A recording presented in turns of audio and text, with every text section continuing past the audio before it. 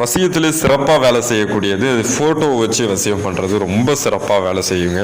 சரிங்களா? அதனால் யாருமே பிரிஞ்சு இருக்கீங்க, நீங்கள் ஒருத்தவங்களை ரொம்ப விரும்புகிறீங்க, அவங்கள உங்கள்கிட்ட வரமாட்டுறாங்க அப்படின்னு நீங்கள் நினைக்கவே தேவையில்லை. மாந்திரிகத்தில் வசியம்ன்றது ஃபோட்டோ வச்சு வசியம் பண்ணுறது ரொம்ப சிறப்பான முறை. சீக்கிரமே வசியம் பண்ணிடலாம்.